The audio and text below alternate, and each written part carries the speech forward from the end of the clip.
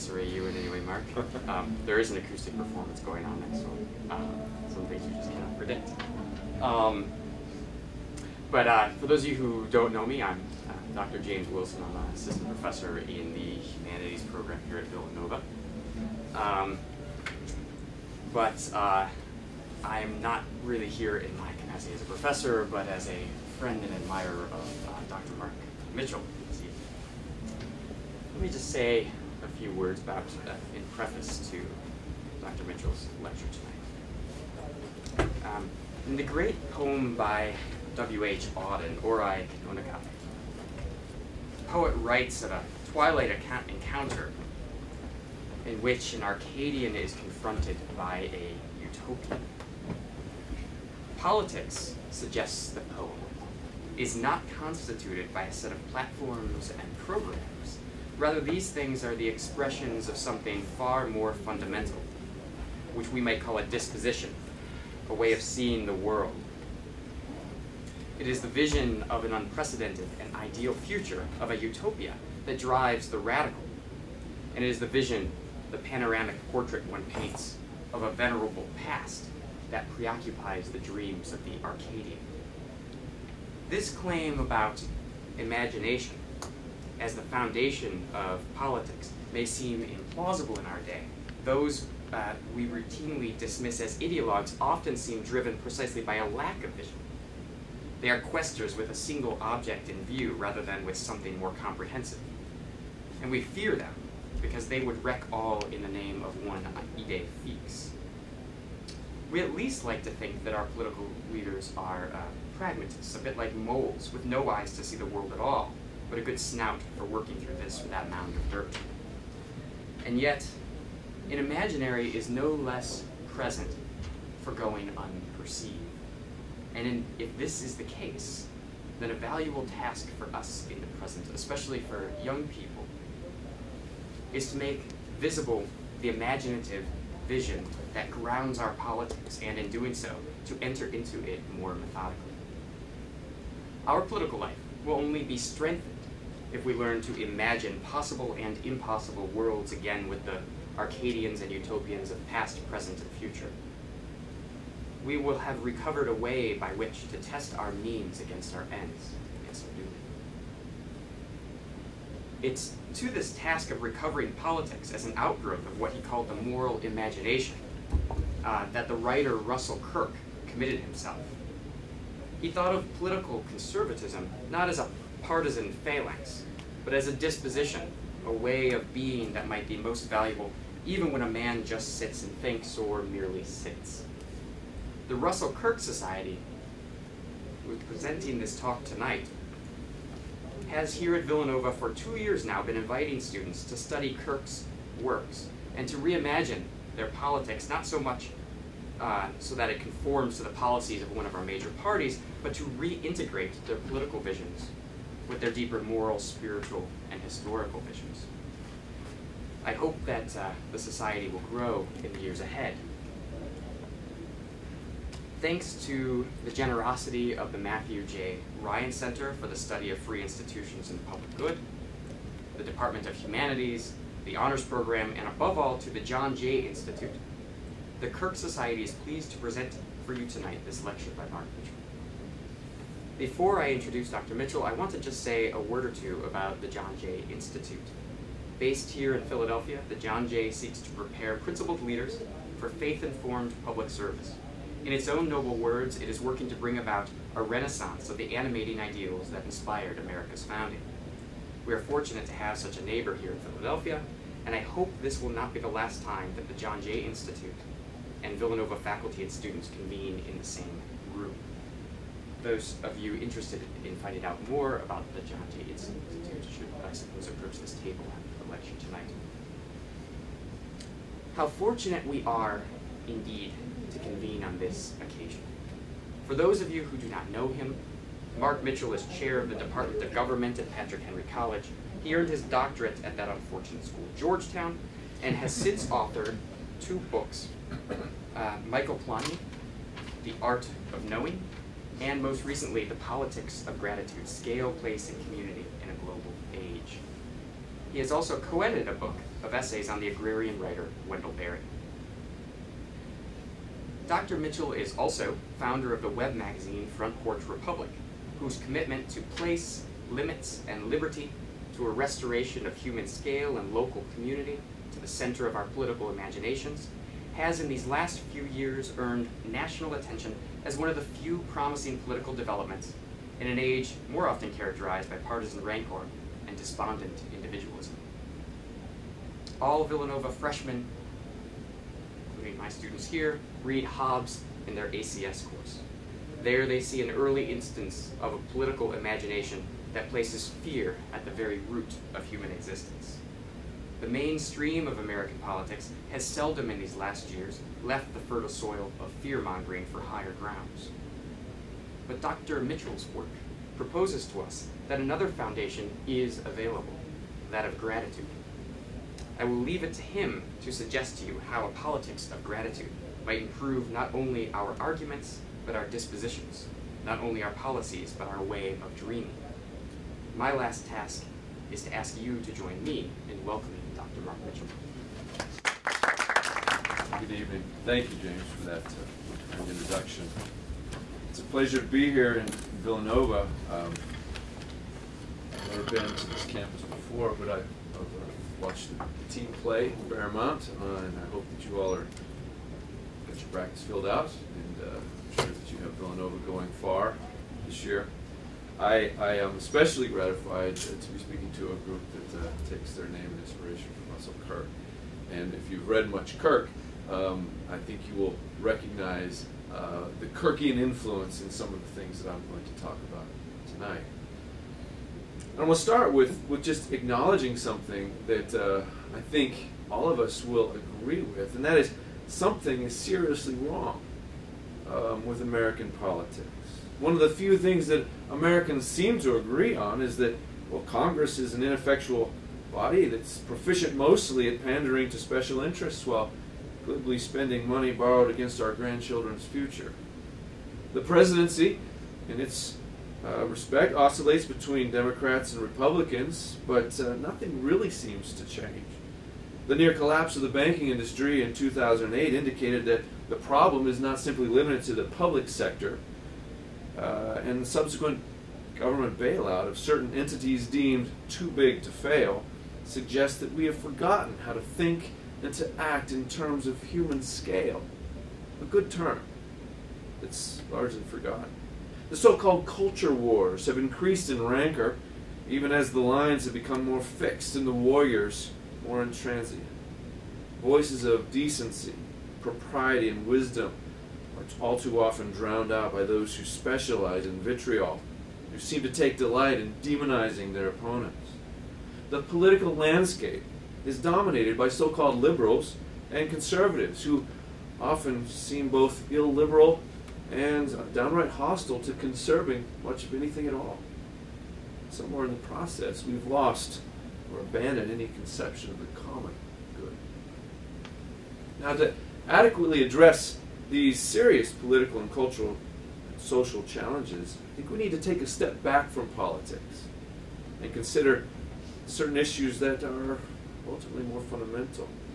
We've got to right some very basic ways, and as Aristotle reminds us, that a small error at the beginning is going to result in significant errors down the road. What I want to do in the next few minutes is to consider some important aspects of the human condition that will, I think, help to undergird a more adequate and satisfying account of our corporate life. First of all, we need to begin with a seemingly obvious fact, and that is that we are limited creatures. And our limits press in on us in a variety of levels. Our natural limits, moral limits, even metaphysical limits. For instance, because we're embodied, human beings inhabit a particular place, a particular space. Our interests, our concerns, and awareness extend outward from that particular place that we occupy. We cannot, in the truest sense, be cosmopolitans, for we cannot extend our physical selves or even our mental or emotional selves to inhabit, understand, or empathize with the entire world. If all politics is local, this is because all humans are local. That is to say, we are confined in space and limited in important ways by that confinement. We also find ourselves confined by time. Ultimately, we all live under the dark cloud of our mortality. Time is that mysterious and fleeting locus of human action. We can use our time to help others, to enjoy a sunset, to worship the divine. Or we can destroy life, ignore the beauty that appears as an unexpected gift, denounce God as a tyrant, or ignore him as a fable. Time limits us, but without it, human action is simply unintelligible. We are limited in other ways, of course. The Judeo-Christian tradition speaks of a fall from grace, which at the very least reminds us or represents a way of coming to grips with the fact that humans are imperfect. We're not omniscient, and our thoughts as well as our actions are subject to error.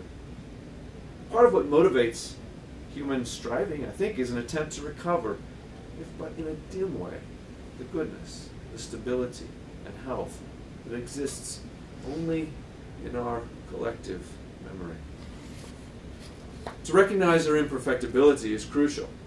To grasp our contingency is no less necessary. That we are contingent means that we're not self-sufficient. At its most rudimentary, we're not responsible for our own existence. We do not plan our own entrance into this world, and we don't, short of suicide, control our exit. We're also contingent insofar as we depend on others. From the moment of our birth, we depend on our parents to feed and clothe us. Without the care of others, we would soon perish. After childhood, we still need others for companionship, economic relationship, and a multitude of other cooperative endeavors. Only God is non-contingent. Yet with all of that, I think we chafe against limits. This has always been a human trait, but it has become especially acute in the modern world, where materialism has undermined any conception that nature itself may provide moral norms, or secularism has eroded the notion of divinely ordained limits, and the new science has equipped humans to transcend, or at least imagine transcending, limits that were once believed to be fixed. Now, once we acknowledge the various ways we are limited, there are, I think, obvious implications. The first is the role that gratitude should play in our lives. But at the outset, we need to acknowledge, I think, that we tend to be a rather ungrateful lot. In 1930, the Spanish philosopher Ortega Jose Gasset, has anybody read The Revolt of the Masses? A book you all have touched on? Check it out. You'll find it interesting. He said this in that book. He said that modern people are characterized by their radical ingratitude. It's kind of a curious thing to say, isn't it? But he thought that this was a profoundly indicative of the modern mind. Radical ingratitude. I think he was onto something. Now consider what gratitude means. Gratitude is a way of inhabiting the world. In the first instance, I think gratitude is a disposition that reminds us simply that we are not alone. We are not solitary creatures, some kind of Lockean ideal situation, owing nothing to no one. Rather, gratitude points to our fundamental and essential dependence. It depends on our contingency. It points to our need. It is a fitting attitude in the face of our creatureliness. When our thoughts are characterized by gratitude, they are outward looking. Gratitude breaks us out of the cocoon of self-satisfaction and self-concern that is a constant temptation and impels us to think of ways that our lives are fundamentally related to others. In short, gratitude highlights our dependence, not our independence. And to the extent that all people, all of us, have been on the receiving end of beneficence, all of us have a duty to be grateful. A duty. And in the history of philosophy, gratitude has been treated in various ways. Some have expressed it in terms of a moral duty. Others have expressed it in terms of a virtue of character. In either instance, ingratitude is a moral fault, a moral problem.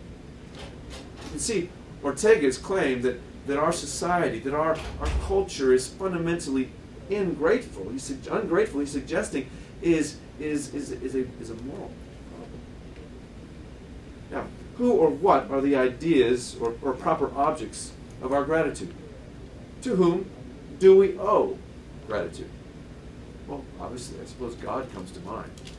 While reflecting on the physical goodness of the natural world, Cicero once remarked that, quote, "In truth, we can hardly reckon him a man whom neither the regular courses of the stars, nor the alternations of day and night, nor the temperatures of the seasons, nor the productions that nature displays for his use, do not urge to gratitude toward heaven." St. Paul, you might recall, exhorts his fellow Christians to, in everything, give thanks. Now, it's hard to imagine how we could give thanks in everything unless the object of that thanks is ultimately God. If God is the author of life, the source of all goodness, then surely continual thanks are in order simply because we're alive, because we're breathing. Another obvious object of gratitude is our parents.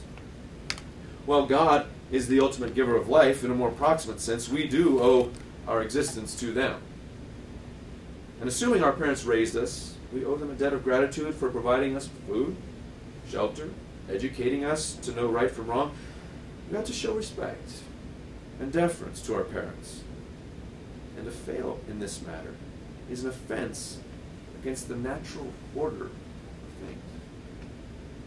The Latin word pietas, from which we get our word piety, has a variety of meanings, including a sense of duty, devotion, kindness, tenderness, and loyalty to the gods and to one's country. When a son acts dutifully towards his father, he is demonstrating pietas. Right? Gratitude is tied up with this duty. For if the outward acts are performed without the inward disposition of love and gratitude, the act is not really one characterized by pietas. Pietas is proper actions born of proper motivations. In the classical world, as in some contexts today, pietas for one's father was inextricably tied to pietas towards the gods. For knowledge and devotion to the gods is acquired directly from one's father. We honor the gods because we honor our father, and he honors them. Thus we can see a generational transmission of pietas that extends from father to son and ultimately to God. Now, gratitude to one's father opens the door of the imagination to see that our existence is not merely the result of one father. We are part of a long line of fathers and mothers who have passed down to us not only the physical traits and characteristics we exhibit, but practices and stories, ways of living and ways of dying.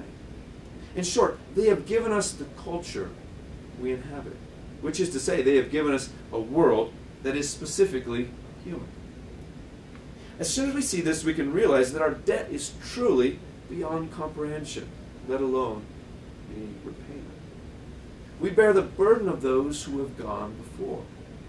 We owe a debt of gratitude that can simply never be adequately repaid. Nevertheless, we seek to preserve that which has been entrusted to us, carrying that gift for a time. And if we raise our sons and daughters well, if they in turn exhibit this virtue of pietas, if they have seen us bear our burden faithfully and with care, they may assume the burden of gratitude when our time is past.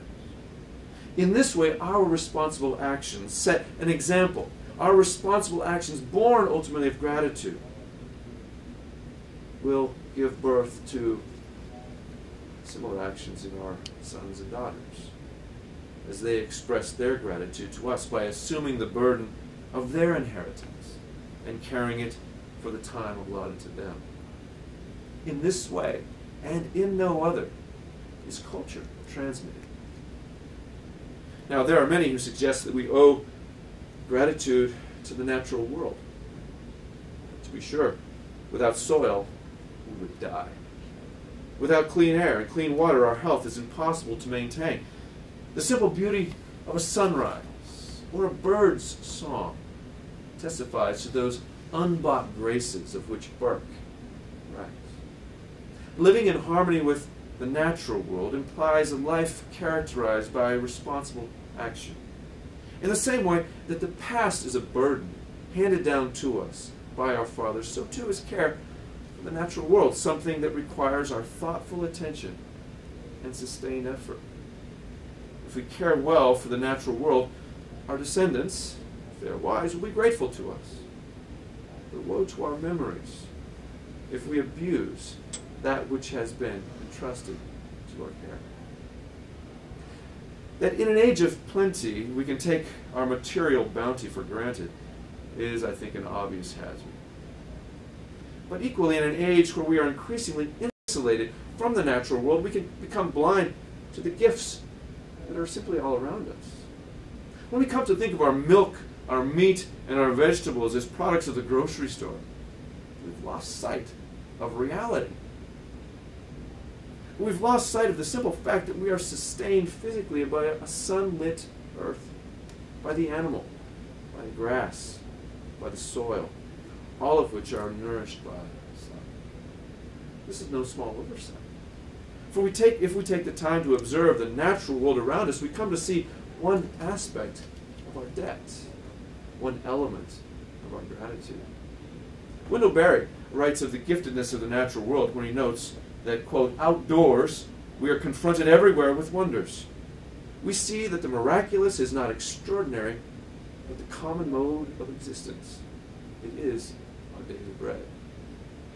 Of course, Chesterton noted that it was Christ's first miracle of changing water into wine, but isn't it equally miraculous that through natural processes, water is changed to grape juice? Something remarkable happens right before us every day. Gratitude manifests itself in care and responsible action, while ingratitude toward the natural world leads, perhaps invariably, to carelessness and exploitation. Clearly, we ought to recognize that apart from the natural world, we cannot survive, much less flourish.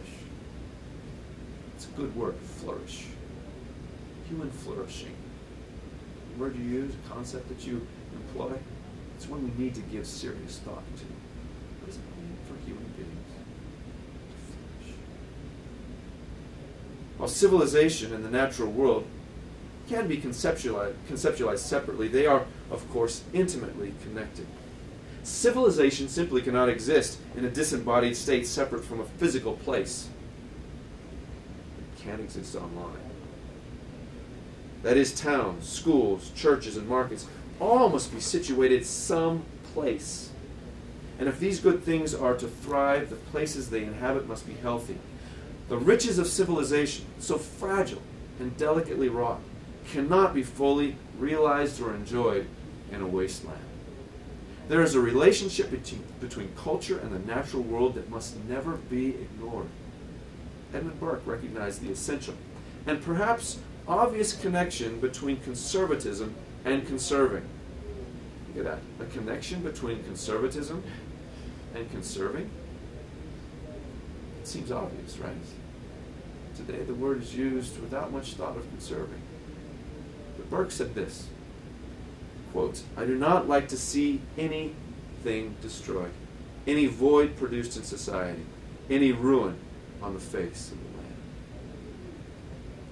Gratitude is ultimately born of humility, for it acknowledges the giftedness of the creation and the benevolence of the Creator. This recognition gives birth to acts marked by attention and responsibility.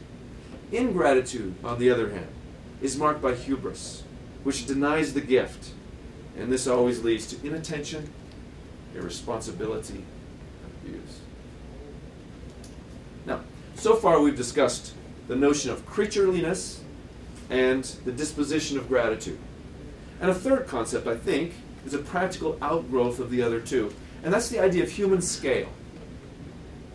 Now, we've seen that both a denial of our creatureliness and ingratitude find their roots in a kind of hubris, pride, that fails to acknowledge reality as it is.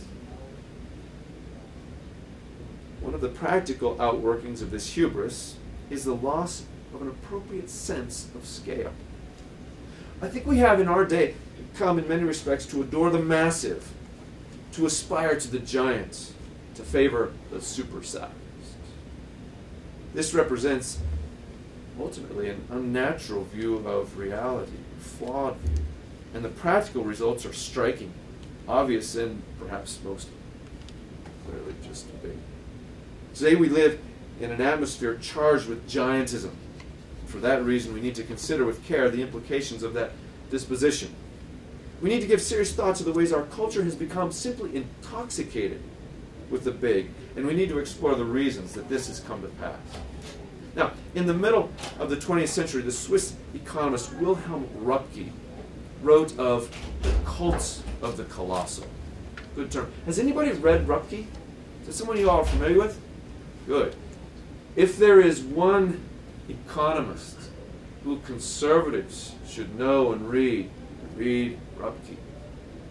Because Röpke is self-consciously aware that you cannot do economics without laying a foundation and a prior background context that's ultimately pre-economic.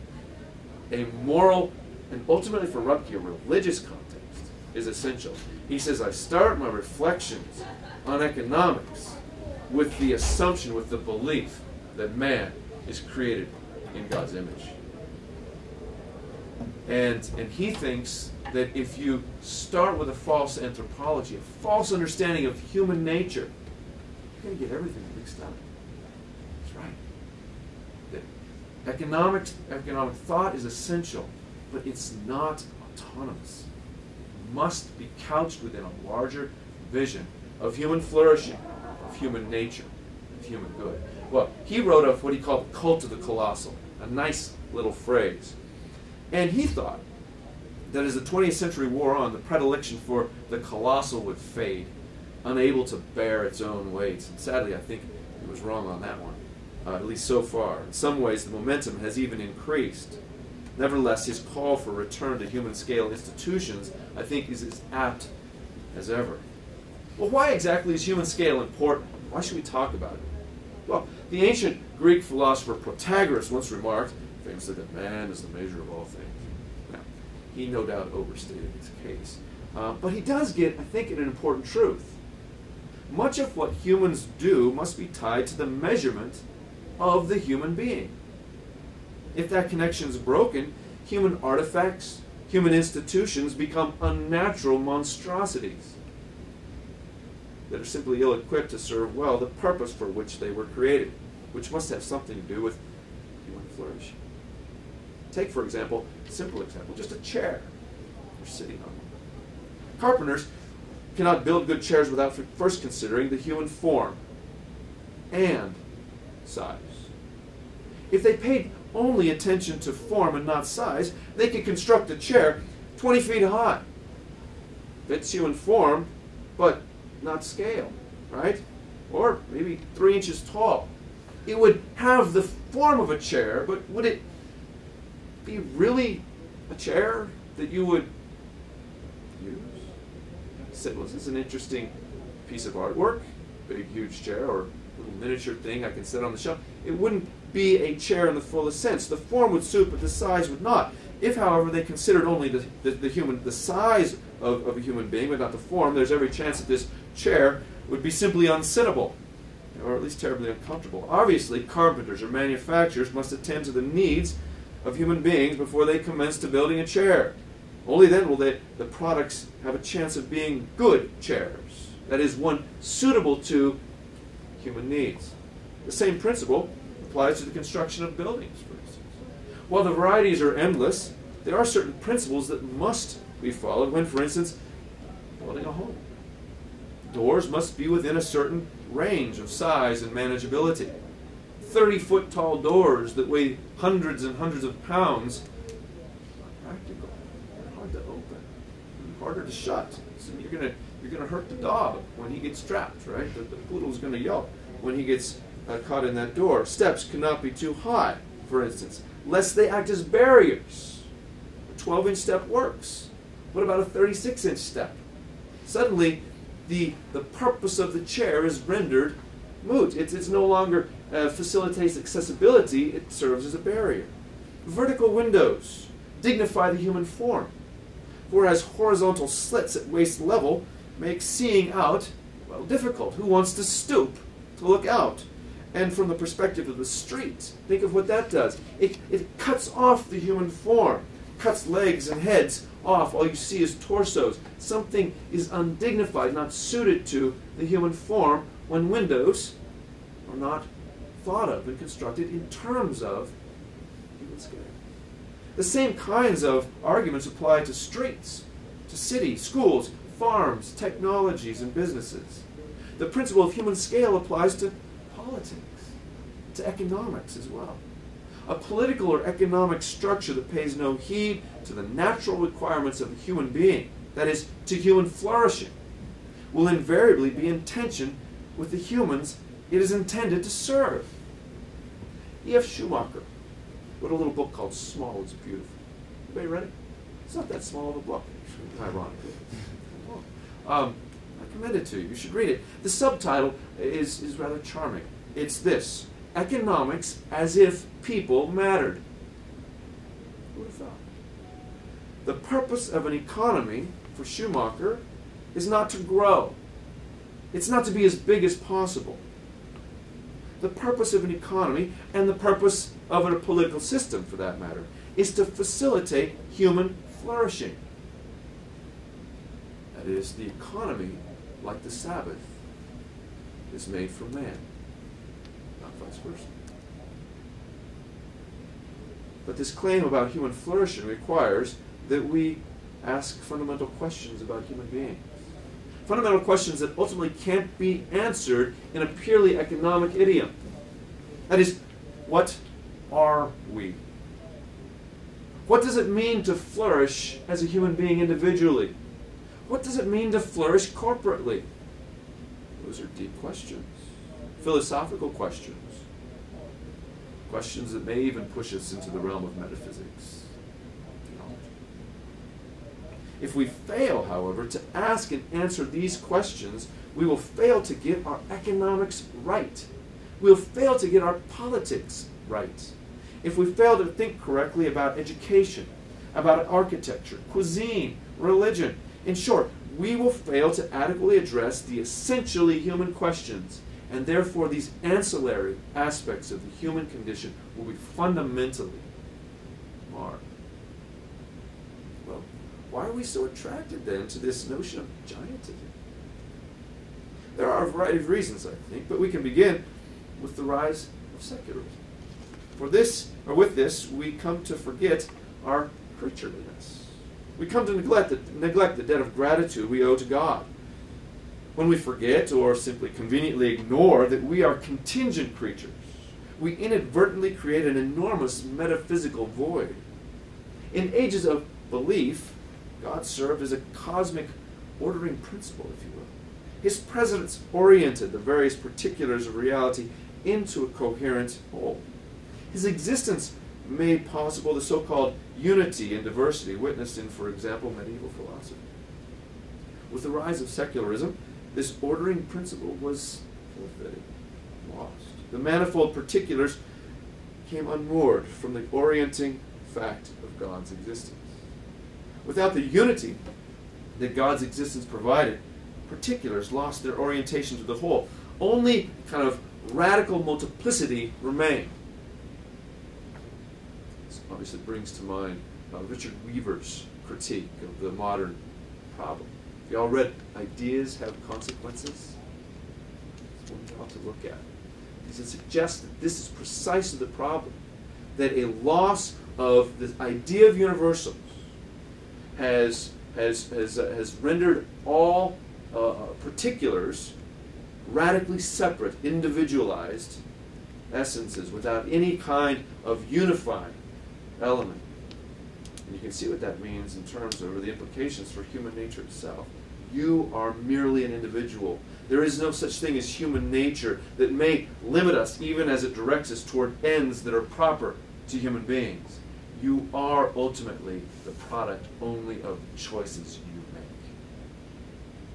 And therefore you're radically free, unconstrained, unconditioned individuals. We saw this as a fundamental problem with our understanding of society and of human beings. No one understood this kind of radical disjointedness better than Nietzsche. While declaring the death of God, gleefully, yes, but also reflectively, he understood what he was declaring. He understood the implications. He mused in these words, quote, "Who gave us the sponge to wipe away the entire horizon?" Think about that. What does the horizon do? Think of navigation. It is the necessary element by which one can direct course. In ages prior to the GPS, a sextant would have to fix itself on the horizon and on a fixed star. And without the horizon, there is no orientation. Who gave us the sponge to wipe away the horizon, Nietzsche asked, in the wake of the death of God? What were we doing when we unchained this earth from its sun? The sun, the fixed star, unchained now. And he continues, whither is it moving now? That is the earth. Whither are we moving? Away from all suns? Are we not plunging continually backward, sideward, forward, in all directions? Is there still any up or down? Are we not straying as through an infinite nothing? Not exactly a triumphant declaration. He understood that there were some serious consequences. A kind of glib atheism is not what Nietzsche's about. God's existence, and Nietzsche understood this, provided a sort of metaphysical ordering principle by which the individual's lives and indeed entire societies could be arranged. With the demise of God, with the declaration that God is dead, that ordering principle was removed. The world was cut loose and threatened to fly into pieces. Nietzsche recognized the mind-boggling implication. People would come slowly to grasp, he said, quote, what this event really means. How much must collapse now that this faith has been undermined, because it was built upon this faith in God, propped up by it, grown into it. For example, one of the things that must be sacrificed, he said, was our whole European morality. It's impossible, Nietzsche said, to retain so-called traditional morality in the wake of the death of God. And those halfway houses, the utilitarians, he called them blockheads, and the Kantians, he had no respect for them, are playing games to try to maintain some semblance of a moral order that's rooted and looks similar to an older order. To do that in the wake of the death of God is simply an illusion. Nietzsche understood the implication. When the horizon is wiped away, Nietzsche thought, in an optimistic moment, a new and limitless venue presents itself. But he only believed that the kind of courageous, a rare, courageous, free spirit could handle such a startling new reality. The rest condemned to be last men, flea beetles hopping around, seeking to extend their lives of peace, pleasure, and an easy life with a little bit of morphine at the end. If humans are, in fact, creatures created by God, then the scale proper to humans is one that acknowledges human dependence on God. It recognizes human limitations. It acknowledges human fallibility, contingency, and need. When humans acknowledge fundamental limits, we are better positioned to see the world correctly. When we recognize our dependencies, we are, ironically, better equipped to live well. That we acknowledge limitations and thereby are capable of living better. When we deny or ignore these limits, we naturally attempt to demonstrate our adequacies. We naturally seek a venue within which we can truly realize our autonomy that we claim so gleefully as our right.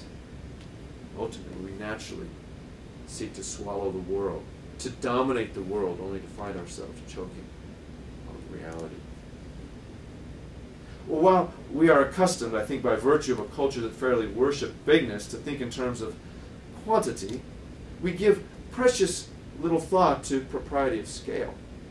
Our natural inclination is to think that big is probably better.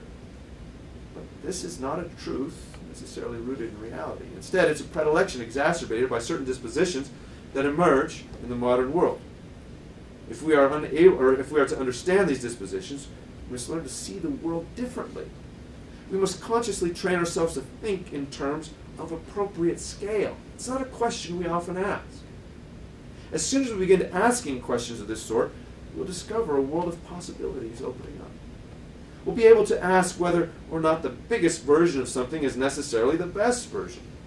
We'll begin to ask questions relating to the purpose for which things exist. Most would readily acknowledge, I think, that the purpose of a thing is not simply to be the biggest. The purpose of a chair is not to be the biggest chair. Rather, its purpose is to provide comfortable seating for a human being. The purpose of a school is not to be the biggest. Rather, its purpose is to accomplish, in the best fashion possible, the education of students. The purpose of an economy, the purpose of a nation is not to be the biggest, but to provide the best conditions within which human beings live. The same principle applies to a hamburger, a shopping mall, a church, or a sports stadium.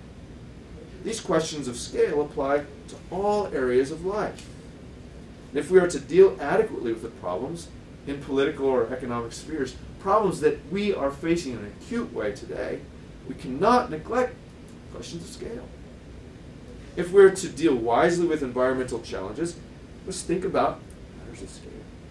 So too, when we engage questions about education, agriculture, or architecture, and all of these will fail to address central issues if we ignore this matter of scale. Now, a denial of our creatureliness leads to a denial of the various ways we are indebted and gives rise to what we could call the autonomous individual. Autonomous individuals are marked by ingratitude, for their faces are turned unstintingly toward the blinding light of progress, and they cannot recognize either limits or debts. Limits or debts that are grown up and passed on, the wisdom of them passed on from prior generations. Such people live on borrowed capital, just as a nation, blinded by consumption, lives on money borrowed from future generations. The ungrateful person, the ungrateful society for that matter, is characterized by hubris, which seeks to dominate reality by a sheer act of will. But such a power necessarily entails expansion, as the uncertainties of reality press in from every side. The ungrateful society or the ungrateful person cannot get the question of scale right, because the human question is so badly answered. In contrast, the grateful person and the grateful society recognizes dependencies on every level. Such a person is characterized by humility, which gives birth not to the urge to dominate, but the urge to preserve that which has been passed down, that which has been tended and cultivated, that which has and will produce good fruit. In short, grateful people are stewards. We often think of stewardship in terms of the natural world. I'm suggesting that we expand our notion of stewardship to include our institutions, our culture, all that we have inherited from the past. They understand, that is, stewards understand, that they're part of a chain, of a succession of responsibility. They grasp that their stewardship is not solitary, but bound to a long line of stewards, stretching back in time. Indeed, grateful people understand themselves as members of a community of stewards. And among this membership are the living, the dead, and the yet to be born. You hear Burke there? Such people can rest in the mystery of existence, the goodness of community, and the propriety of a scale suited to human being. Now, the notion of home, I think, naturally emerges from the three concepts we've thus far touched on. When we acknowledge our creatureliness, we acknowledge the fact that we are embodied. We occupy space. We live and breathe and have our being in the context of a particular place in time. We can express gratitude for the places we inhabit, for they provide the raw material upon which our lives are written. Each place has a unique history, embodied in the land, the people, the human artifacts, the stories. Without a connection to these, individuals are nomads, strangers in a strange land, with no hope of becoming native to some place. To be native requires a scale suited to the extent of our capacity. The scale cannot exceed the limits of our knowledge, or perhaps even the limits of our love. For knowledge, much less our love, cannot extend indefinitely. Therefore, a place, when it is a home, is naturally of a scale suited to the limits of our creatureliness and the capacity of our gratitude. Now, with all that, I think the concept of home is elusive, perhaps no more so than today. In her book, The Need for Roots, the French writer Simone Weil, you all read Simone Weil? I know Mark Schiffman. You all know Mark Schiffman? Yeah, good. She wrote this, quote, "To be rooted is perhaps the most important and least recognized need of the human soul. It is the hardest to define. A human being has roots by virtue of his real, active, and natural participation in the life of a community which preserves in living shape certain particular treasures of the past and certain particular expectations for the future." Close quote. Now, if this is the case, then a society like ours, characterized in large part by our mobility, or at least potential for mobility, is a society that will be ill-equipped to provide one of the central human needs. According to Weil, modern rootlessness is not merely geographic or even cultural, but it's spiritual as well. Writing in the mid-20th century France, but sounding as if she could be speaking to us today, she describes, quote, "a culture very strongly directed towards and influenced by technical science, very strongly tinged with pragmatism, extremely broken up by specialization, entirely deprived both of contact with this world and at the same time any window opening to the world beyond." Well, this suggests that humans have a need for physical or geographical roots in a particular place, embodying particular traditions, habits, and practices.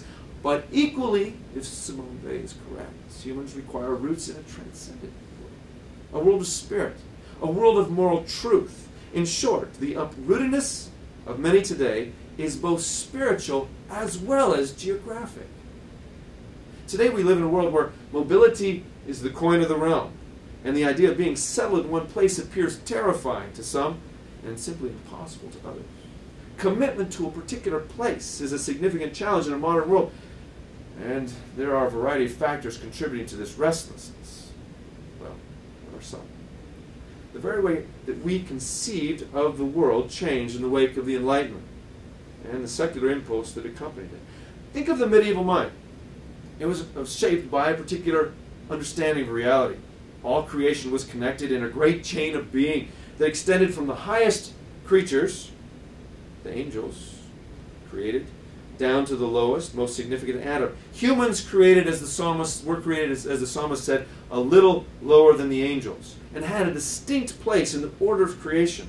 All things were arranged in a hierarchical fashion, with the infinite and eternal God presiding over all. This vertical chain unified all of reality under the authority of God. It provided a kind of meaning, conceptual orientation for all things.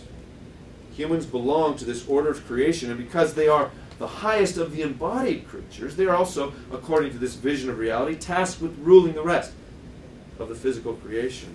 Thus, humans had a clear place in the created order, and a clear responsibility that accompanied their privileged position.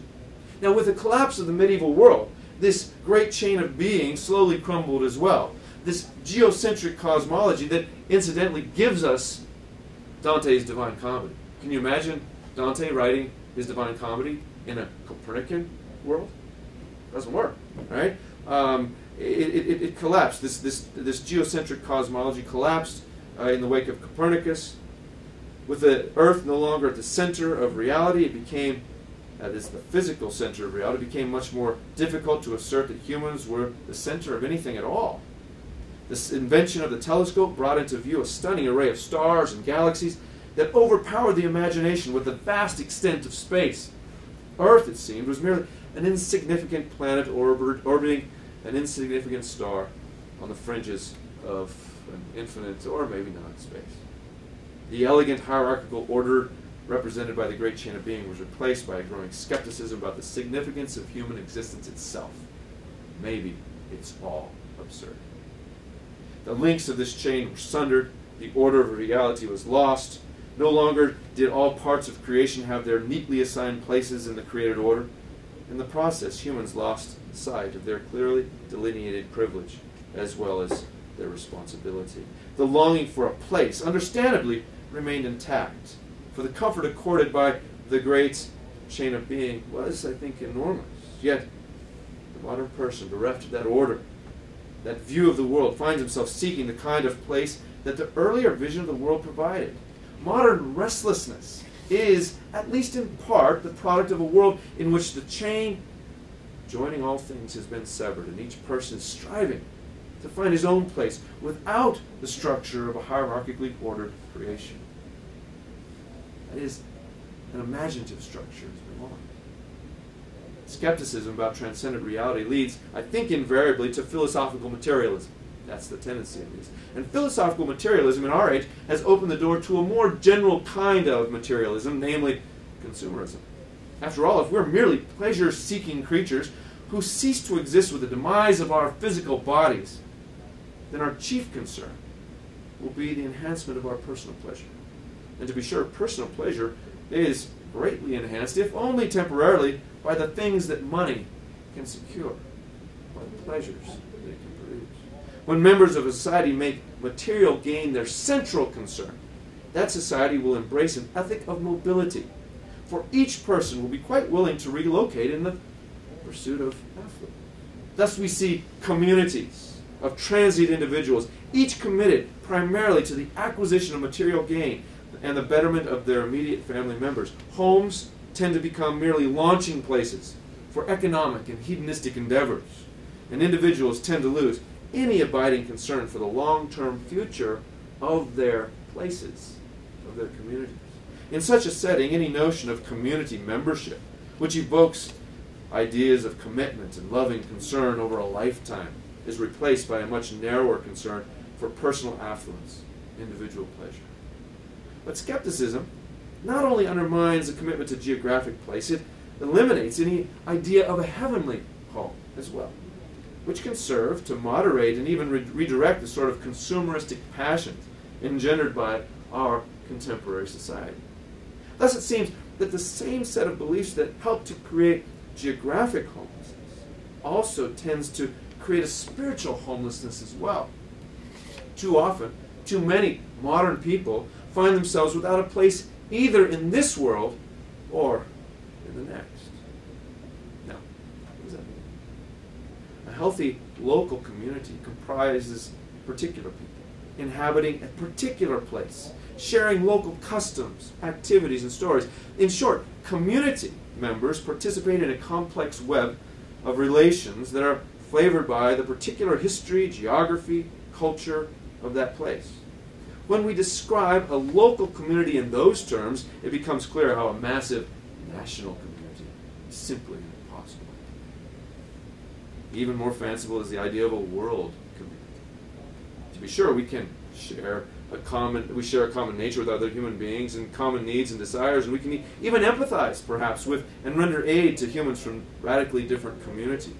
But the cosmopolitan ideal that one can be, quote, a citizen of the world is only imaginable if we strip down the rich notion of community to something like the brotherhood of man.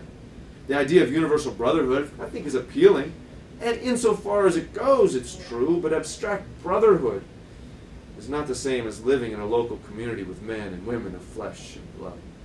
Local communities include, along with pleasant images of hominess, also the rude woman at the market, the town drunk, and the idiosyncratic recluse who lives down at the end of the street. It's not perfect, but it's embodied. Oddly enough, I think it's easier to love the world than to love your neighbor. Think about that. Christ reduces the commandments, the law, to two: love God, love your neighbor. And we, in our self-satisfaction, we cannot do that. We can love the world instead of our neighbor. It's harder to love your neighbor. Ultimately, when love for a particular place and the people inhabiting that place is lost, community is lost as well. Centralization shifts the focus of our love away from the local and towards the abstract and the universal. In the process, love itself becomes an abstraction. Love of the world is an abstraction. The loss of commitment to a particular place results in the restless mobility that characterizes so much of American life. And even when particular individuals stay put in one place, the very possibility of easy mobility makes it possible for people to inhabit the world of the potential future rather than the concrete presence. I need to keep my options open. Means in practice refraining from committing to any particular place. But isn't that what we're encouraged to do? Keep your options open. Don't commit. That limits your options. And we chafe against limits. But maybe that it's only in the wake of commitment that the best things in life are ultimately realized. Potential communities, they're ultimately far more desirable than actual ones. We can always imagine a place better than our present one. Holding out for a perfect situation is in some ways easier than getting involved in the conflicts and irritants that inevitably exist in reality. But although the temptation to stay at arm's length, to inhabit a place with ironic detachment, isn't that what we're trained to do, is alluring. The implications for a robust and healthy local community are simply long. Indeed, if a critical mass of such people occupy a certain place, they are merely a collection of individuals rather than a community. They are mere residents, and they cannot be stewards. When local communities are lost, so too are the stories, customs, practices, and traditions that constitute a community. These are the very things that provide context and meaning to our social lives. They provide us with guidelines for acting together. They are the source of manners and expectations that make life in community possible. With the loss of common practices, common stories, common traditions, we lose the cues that help us navigate a particular world. Ultimately, in a world where commitment is feared and deracination is seen as a virtue, living contentedly in one place is simply a countercultural act. It is an act born of gratitude, for it recognizes the subtle and simple gifts native to a place, many of which are visible only to those who love the place and are committed to its future. Grateful creatures living together through time will necessarily be mindful, perhaps only intuitively, of the kind of scale that is necessary to both enjoy the gifts inherent in place and care for those gifts in a way that preserves them. Contentment is the offspring of humility. For humility seeks not to dominate or exploit, but to steward good things well. The practical result is lives constituted by propriety, in which the human world of artifacts and relationships complements the geography, the flora and fauna of the natural world. Lives constituted by propriety, and that's a good word. A word we should recapture, propriety. A life constituted by propriety, they are lives lived well in the context of a particular place. Lives in which harmony, not dissonance, is evident in the wisdom and affection that characterize the actions of individuals. The novelist and essayist Wallace Stegner. Anybody read Stegner? Yes? He's someone you should read. I'm sure Mrs. has read plenty of Stegner, all right, but someone you ought to know. He wrote extensively about the American West and the various kinds of men and women who settled it. He described two distinct personality types. He called them the boomers and the stickers.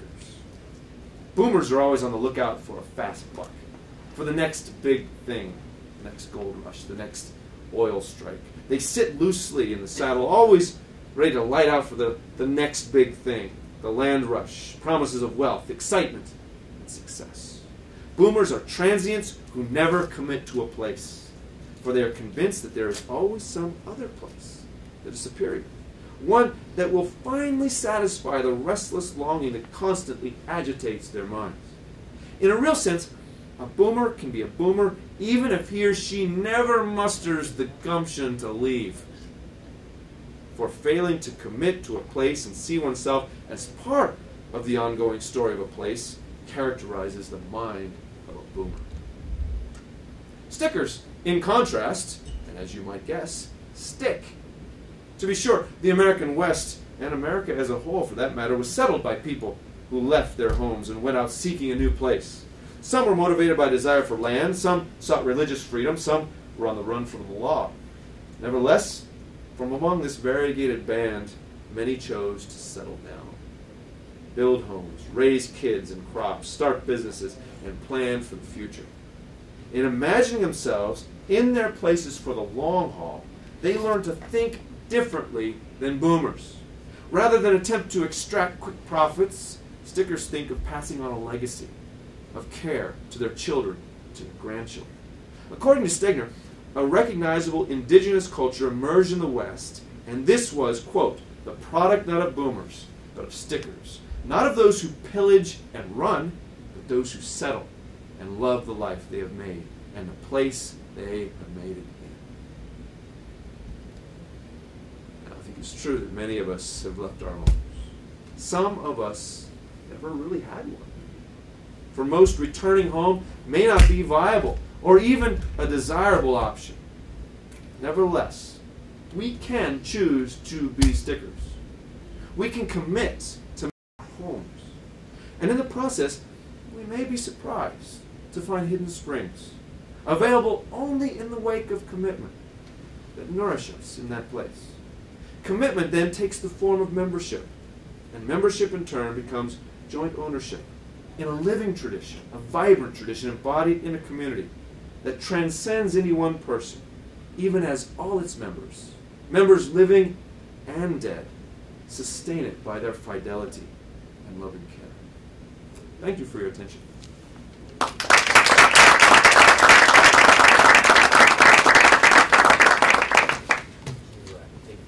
I'd be happy to take questions if there are questions. Yes, sir. First of all, I thought your lecture was phenomenal, and I absolutely agree that... That's great. We'll stop there. Yeah. But I also want to push back a little bit and ask what the difference is, if anything, between gratitude and complacency.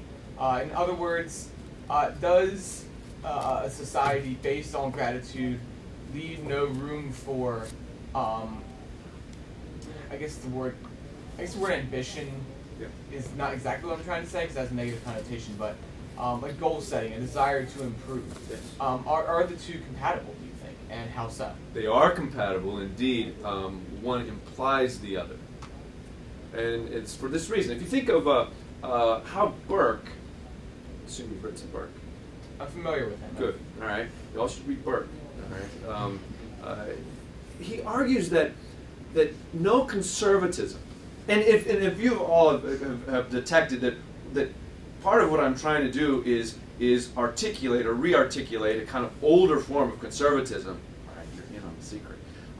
Burke said any conservatism worthy of the name must have within its own resources the capacity to change. Now, that means that conservatism is not stasis. It's not a kind of ossified holding the past in reverence without change.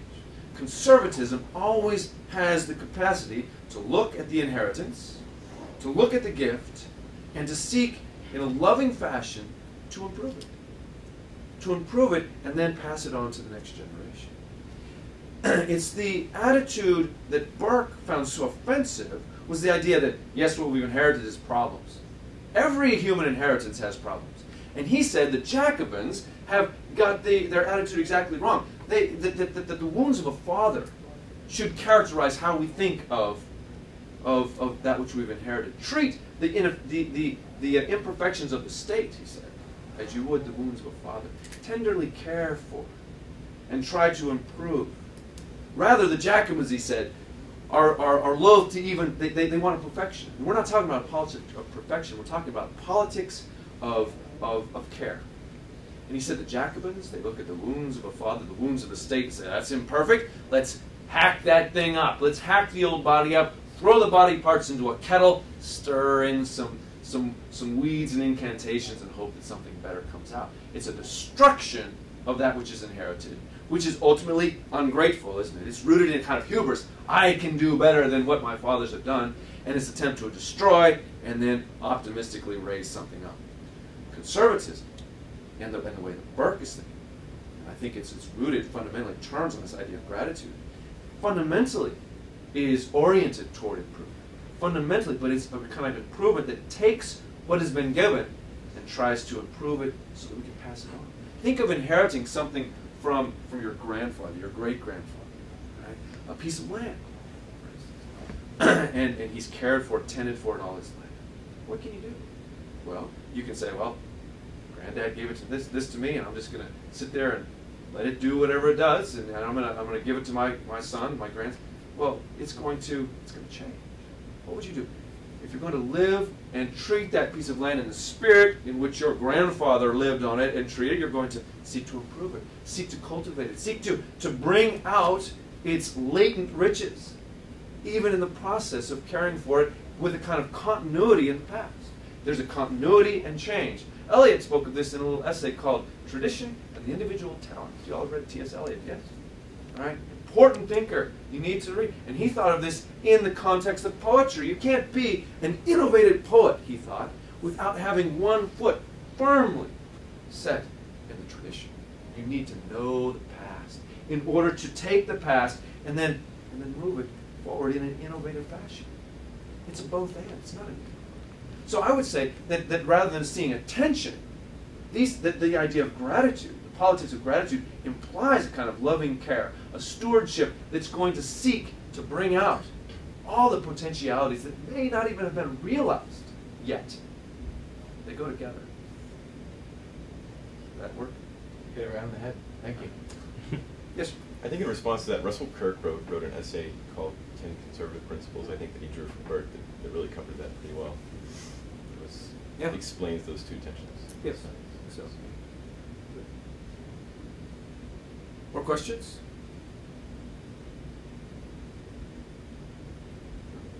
To Dr. Mitchell. Yes, Father Crippen.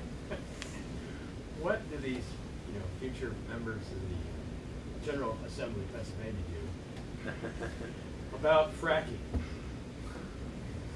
Let me bring this down to the muddy reality of politics of the Commonwealth of Pennsylvania. What is the politics of gratitude? How might a legislator who's thinking about the politics of gratitude, maybe even a legislator coming from an economically depressed northern county in Appalachia, how would you approach that issue? Yeah. Well, I have to admit, I don't know enough about the technology of fracking to say much about fracking, except it's kind of a fun word to say once you start saying it. But in terms of extraction of resources, we could think of mountaintop removal in eastern Kentucky, for an example. There is always going to be, as human beings, a need for energy. We are consumers. Not in a bad way. Anything that lives is going to consume. And so I think we need to resist any sort of notion that, well, the problem is human beings, fundamentally or essentially. And this is what some folks in certain aspects of the environmentalist movement, that see, if you even consider many environmentalist art or painting, what do you notice for its absence? Human beings. Human beings are conspicuously absent. You have idyllic images of the natural world being natural. Whereas it seems to me it's equally, and perhaps even in a different way, but beautiful in its own right, say, a well-cared-for piece of land. That is, human beings can and indeed should be caretakers, and indeed, I think conservatives, think of the word, should be the best conservationists.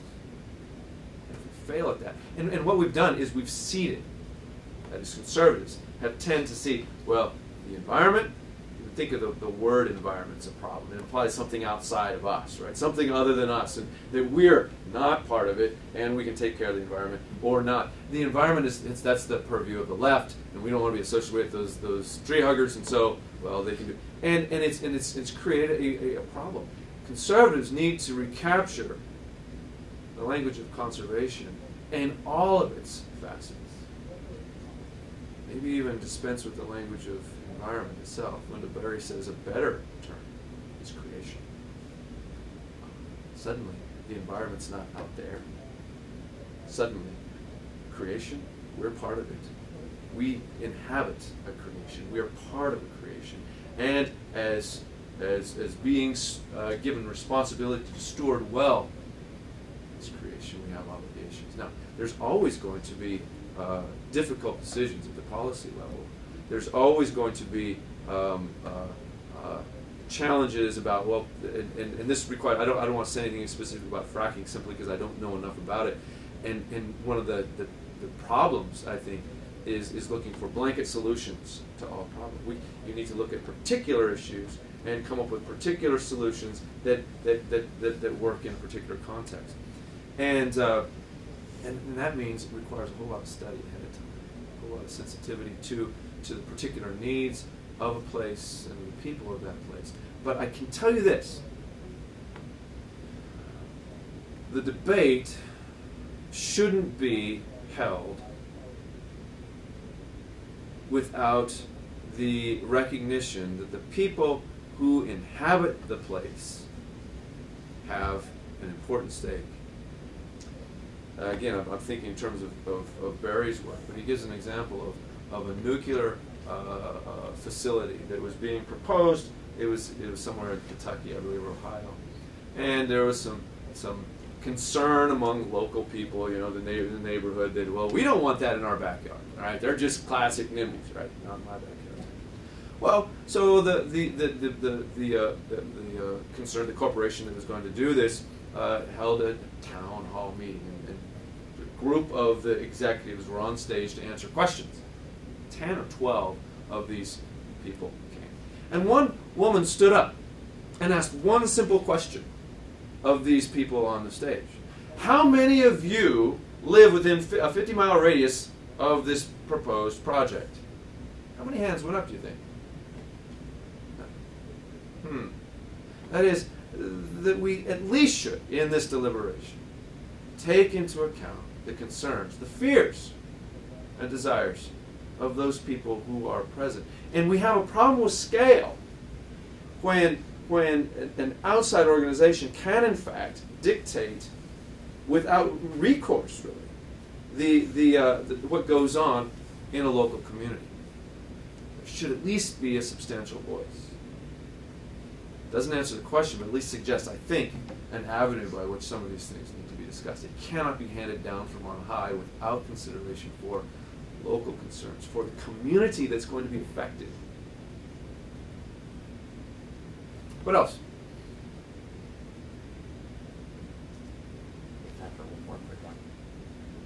Yes? So you've kind of been talking about how the modern world is characterized by this ingratitude. Do you see a particular language, maybe like a secular equivalent of bringing kind of methods to regaining gratitude? Yeah. Is it words or certain practices? It's a good question. It is a good question, actually. It seems to me that the ubiquitous nature of the language of rights is a problem. Because when we think and act and constitute our public discourse primarily in the language of rights, we're claiming what? This is mine, mine, give me mine. Think of how different our public discourse would sound if we spoke primarily in the idiom of duty. What's my duty as a citizen? It's not to say that the language of rights has to be eliminated, but I think there's an imbalance. And a recapturing of the language of, well, how do you even start to capture the language of duty? Because duty sounds hard, right? Rights are mine. I just claim them because they're mine, and I can demand them, and I feel good about demanding something, and then having those demands acceded to. But no one demands a duty. Right? Even in the language of duty is implied kind of responsibility, a sober reflection on what needs to be done and my responsibility to do it. I'm not sure that you can have an adequate conception of citizenship grounded solely or primarily in the language of rights. And again, think back to, I referred to the idea of pietas. Think of classical Roman Republican virtue. Virtues in service of something larger than self. Fidelity to the state, to that which serves in many respects to constitute, to create the context within which we live. I would say a good start to answer your question. It's not a full-blown answer, but it's replacing or at least making subservient the language of rights underneath the umbrella of duty. So try to do that. Follow. How is it that the military does such a good job of cultivating this idea of duty, whereas the rest of the culture? Yeah. Maybe two things that come immediately to mind. First of all, the military, at least historically, has a coherent end, a telos, a mission. And that sort of gets fuzzy in more recent adventures, but I think historically that's been the case. But we've lost, in terms of our society at large, a telos, a concern or an interest in, or even the ability to speak of a common good. Second, the military is the last venue in our society where hierarchy is not an embarrassing word. That is, in an age of radical egalitarianism, I'm not sure that you can really speak in terms of duty in a robust fashion, because duty implies that something bears down on me. Something is over me. Something is required of me because of my position, because of who I am. And in a radically egalitarian society, the quintessential question is one of authority. That is, when someone tells us what to do or what we ought to do, our first impulse is to say, who says? You don't do that in the military. You click your heels, you salute, say, yes, sir, go take the hill. And so a recovery of some notion of authority, not a kind of authoritarianism, I'm not talking that, but hierarchy. Ooh, that sounds like a scary word, a dirty word. Eliot, in his book Notes Concerning a Definition of Culture, said you cannot have a coherent culture without idea. We need to explore that. Is it possible to even recover such a thing in a democratic age? Read your talk. It's a good question. And it's the last. So, thanks for joining us tonight, and let's thank Dr. Mitchell.